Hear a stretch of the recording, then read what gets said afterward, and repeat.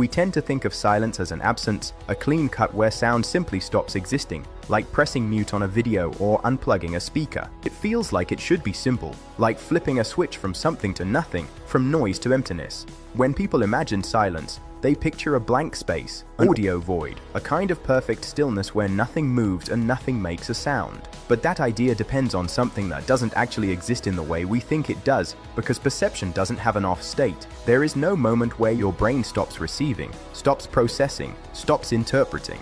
Even when external input drops, the system itself keeps running. Silence, as we imagine it, isn't something you enter, it's something your brain attempts to approximate, a constructed experience built on filtering, not on true absence. Inside your body, there is constant motion, constant activity, constant sound, even if you never consciously hear it. Blood moves through vessels in steady waves, not loudly, but persistently, like distant water flowing through hidden pipes behind a wall. Your heart contracts and releases, sending pressure through your chest in a rhythm that never fully disappears. Air moves in and out of your lungs, creating subtle turbulence that shifts with every breath. Muscles adjust, tendons shift, joints settle into position, each movement producing microscopic vibrations that ripple through your body. None of this is dramatic on its own. None of it stands out when the world around you is filled with louder, more immediate signals. But it's all there, layered together into a continuous internal soundscape. It's like living next to a highway your entire life. At first, every passing car is noticeable, but over time, your brain learns to push it aside, to treat it as background, to make it invisible. Not because it disappears, but because it becomes irrelevant. That filtering is not passive, it's active, constant, and necessary. Your brain is not just receiving information, it's selecting it, deciding what matters and what doesn't in real time. Every second, an overwhelming amount of sensory data is available, far more than you could ever process consciously, so the system narrows it down, highlights what's useful, and suppresses what isn't. The sound of your own heartbeat, the subtle rush of blood near your ears, the quiet mechanical activity of your body, these are not removed, they're deprioritized. They remain present, but pushed out of focus, like objects sitting just outside the beam of a spotlight in a dark room.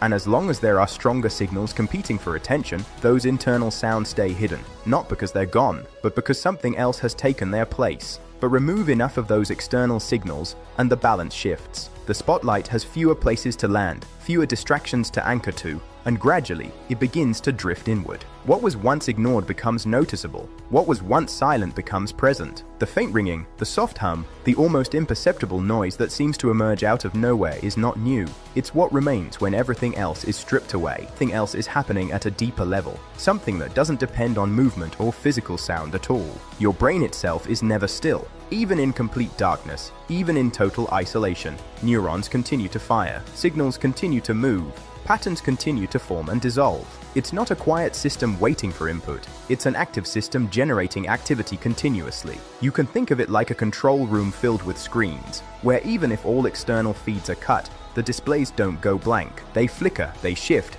they produce static, not because something is coming in, but because the system itself is alive with internal processes. Or like an old television with no signal, where instead of showing nothing, it fills the screen with noise, a restless pattern that refuses to settle into emptiness. That internal activity doesn't stay abstract, your brain interprets it. It looks for patterns, for meaning, for something it can recognize, even when there's no external source to explain it. And so the sound you hear in quiet moments isn't silence breaking, it's your brain continuing. It's the baseline of a system that never shuts off, only changes what it prioritizes. What you hear is not the absence of sound, but the presence of everything that remains when external input fades. But here's where it becomes even more interesting, because if silence doesn't truly exist, then every quiet moment you've ever experienced wasn't empty. The reason your brain hides this from you most of the time is not accidental, it's functional. Imagine trying to have a conversation while hearing your own heartbeat amplified, your breathing echoing, your blood moving in steady waves near your ears. Imagine every subtle sensation being equally present, equally demanding attention. There would be no hierarchy, no structure, no way to separate what matters from what doesn't. So your brain creates that structure, not by removing information, but by organizing it, by deciding what stays in the foreground and what gets pushed into the background. It works like a spotlight in a dark space, illuminating one area while leaving everything else in shadow. The shadow isn't empty, it's simply not being shown. Silence operates in the same way. It feels like nothing, but it's actually everything you're not currently paying attention to. environments designed to remove as much external sound as possible. In these spaces, there are no echoes, no reflections, no ambient noise bouncing back to you. Sound doesn't linger, doesn't return, doesn't fill the space the way it normally does. At first, it feels like the purest form of quiet, the closest thing to true silence. But stay there long enough, and something changes. Without external sound to anchor perception, the internal layer begins to rise. People start noticing a ringing, a buzzing, a low hum that seems to come from nowhere. Some become aware of their own heartbeat in a way they never have before, a steady, unavoidable rhythm. Others hear subtle shifts, movements that don't correspond to anything in the environment. It doesn't feel like silence, it feels like being left alone with a system that refuses to stop.